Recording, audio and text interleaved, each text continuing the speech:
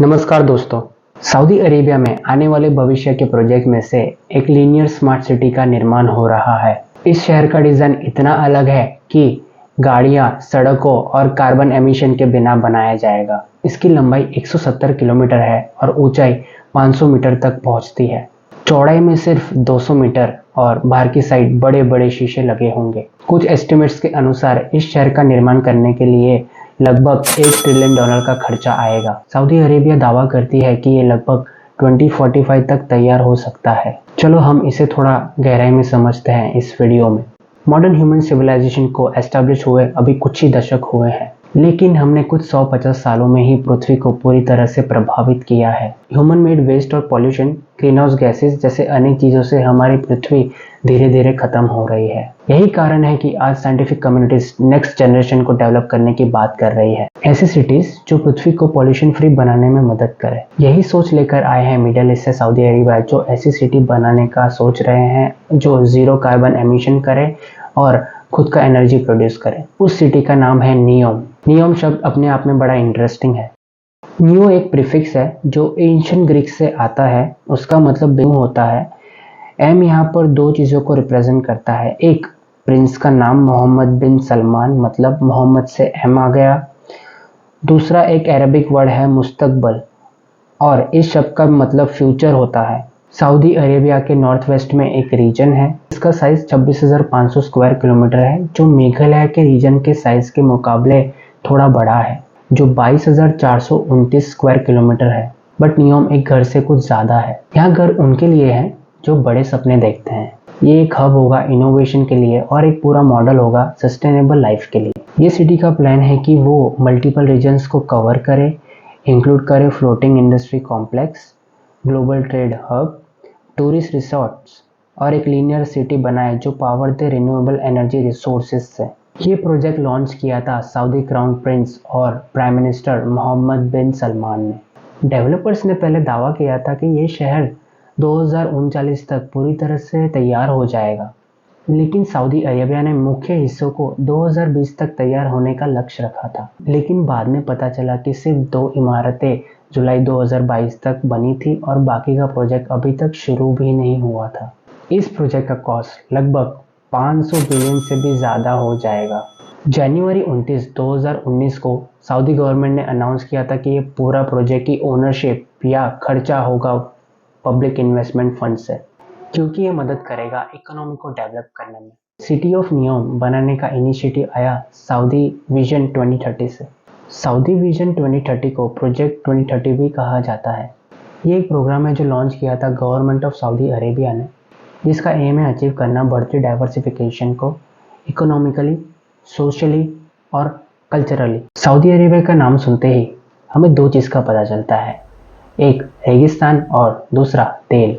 20 से 30% जीडीपी तेल की कमाई से सऊदी अरेबिया को हो जाती है, जिसमें इकोनॉमिकल प्रपोर्शन शामिल नहीं किया।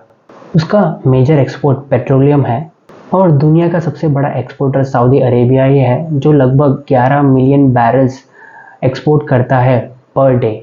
अपनी डिपेंडेंसी तेल से कम करने की कोशिश बहुत सालों से जारी है और नियोम एक तरीके का इनकम सोर्स बनाना चाहते हैं इकोनॉमिकली।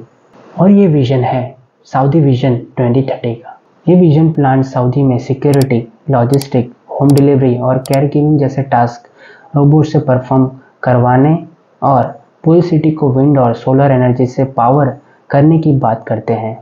नियोम में अलग अलग प्रोजेक्ट्स बताए जा रहे हैं। पहला हेक्सागन, जो फ्लोटिंग इंडस्ट्रियल कॉम्प्लेक्स है ऑक्टागन शेप में। ये डुबा टाउन से 25 किलोमीटर नॉर्थ में है और कवर करता है 200 से 250 स्क्वायर किलोमीटर की ज़मीन, जिसमें 40 स्क्वायर किलोमीटर की ज़मीन पर ये सिटी बनती है। ये प्रोजेक्ट फोकस करेगा मॉडर्न मैन्युफैक्चरिंग, इंडस्ट्रियल रिसर्च और डेवलपमेंट सेंटर पर डुबा पोर्ट को एक्सपांड करने में। हेक्सागन बनेगा new focal point global trade के लिए और शिपिंग रूट रेड सी से। अगला है ट्रोजिना, जो एक आउटडोर स्काई रिसोर्ट होगा नियोम में। ये एक नया ग्लोबल डेस्टिनेशन होगा माउंटेन टूरिज्म के लिए। ये एक साल भर के लिए टूरिस्ट स्पॉट होगा जो बर्फ जैसे मौसम का अनुभव प्रदान करेगा, जो शायद गल्फ रीजन में रहने वाले लोगों ने आज तक अनुभव नहीं किया होगा, क्योंकि यहाँ रेगिस्तान वाला क्लाइमेट होता है। ट्रोजिना में हम एंजॉय कर सकते हैं स्काई विलेज, जिसमें बहुत सब स्पोर्ट्स, उसमें स्काई स्लोप और माउंटेन बाइकिंग्स होगी और तो और वाटर स्पोर्ट्स भी होगा। वहाँ पर एक जगह होगी वॉल्ट, वो एक वर्टिकल विलेज होगा जिसमें रेस्टोरेंट्स और रिटेल स्टोर्स होंगी जो शॉपिंग और दूसरी फैसिलिटीज़ के लिए आकर्षित होगी। ट्रोजिना नियोम के बीचों बीच बनाया जाएगा और वहाँ का टेम्परेचर 10 डिग्री सेल्सियस होगा जो दूसरे रीजन्स के कंपैरिजन में ठंडा होगा सऊदी में, और सर्दियों में 0 डिग्री सेल्सियस होगा जो विंटर स्पोर्ट्स एक्टिविटीज़ के लिए परफेक्ट है। ट्रोजिना का ओपनिंग डेट है 2026, ऐसा एक्सपेक्ट कर रहे हैं। उन्होंने ऑफिशियली अनाउंस कर दिया है कि एशियन विंटर गेम्स 2029 यहाँ होस्ट की जाएगी। अब हम बात करेंगे उस प्रोजेक्ट की जो फर्स्ट ओपनिंग है नियोम प्रोजेक्ट में। ये 2024 में ओपनिंग बताई जा रही है और उसका नाम है सिंधाला। हाँ, आपने सही सुना, ये प्रोजेक्ट अगले साल ओपन होगा। ये एक प्राइम स्पॉट होगा रेड सी को विजिट करने के लिए। ये एरिया कवर करेगा 8,40,000 स्क्वायर मीटर्स। इसका एम है कि दिन के 2400 लोग आए 2028 तक। अब बात करेंगे उस प्रोजेक्ट की जो किसी अजूबे से कम नहीं है। उस प्रोजेक्ट का नाम है द लाइन। ये प्लान किया गया है 170 किलोमीटर लंबी और बनाया जाएगा कुछ माउंटेन्स को चीरते हुए और 95% प्रिजर्व करेगा नेचर को, जैसे कि जंगल, समुंदर, वाइल्ड लाइफ और सेफ एंड हेल्दी। ये ज़ीरो कार्स और ज़ीरो कार्बन एमिशन सिटी होगा। ये बनाया जाएगा रेड सी से सिटी ऑफ ताबुक तक। इसमें कम से कम 9 मिलियन लोग रहेंगे और इसका एवरेज पॉपुलेशन होगा 2,60,000 पर स्क्वायर किलोमीटर। हम इसे कंपेयर करें तो 2020 में Manila world's most densely populated city था जो 44,000 स्क्वायर किलोमीटर था। डेंसली पॉपुलेटेड मतलब बहुत सारे लोग रह रहे हैं पास पास में। द लाइन की चौड़ाई होगी 200 मीटर और उसके दोनों तरफ बड़े बड़े शीशे लगे होंगे और ये शीशों की हाइट 500 मीटर होगी जो आईफिल टावर से भी बड़ी होगी जो 330 मीटर है। ये बना देगा लाइन को तीसरी सबसे बिल्डिंग सऊदी में और 12वीं सबसे लंबी बिल्डिंग पूरे वर्ल्ड में। ये सिटी का प्लान है कि ये पूरा रिन्यूएबल एनर्जी से बनाया जाएगा। ये 3 लेयर में बनाया जाएगा। पहला, लोगों को घूमने फिरने और चलने का पाथ। दूसरा होगा अंडरग्राउंड इंफ्रास्ट्रक्चर के लिए और तीसरा होगा अंडरग्राउंड ट्रांसपोर्टेशन के लिए।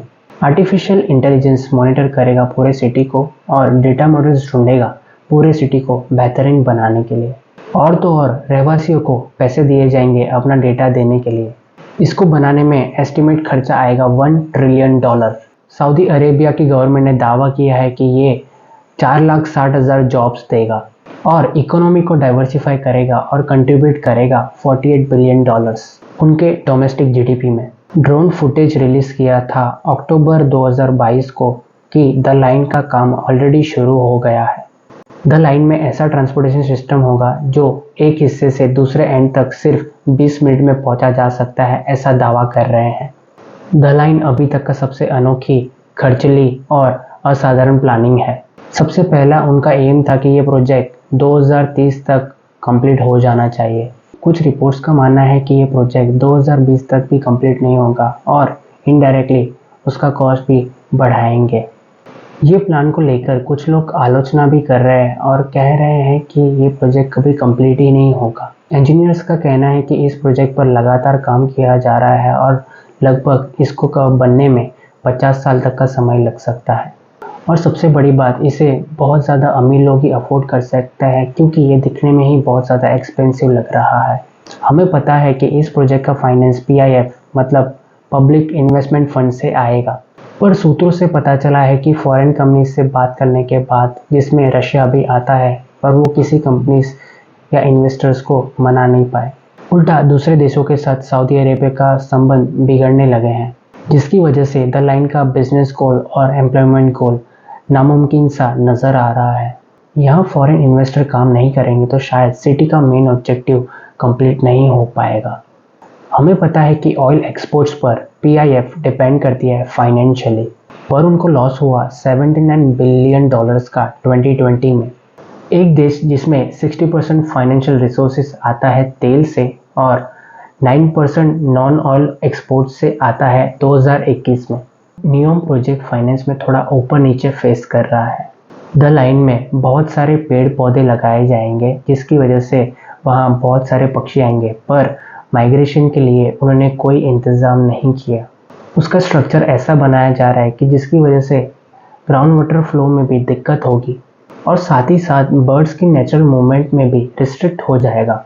बहुत से एक्सपर्ट का ये कहना है कि ये प्रोजेक्ट अगर कंप्लीट हो गया सक्सेसफुली तो ये पूरी दुनिया के लिए मिसाल कायम होगी।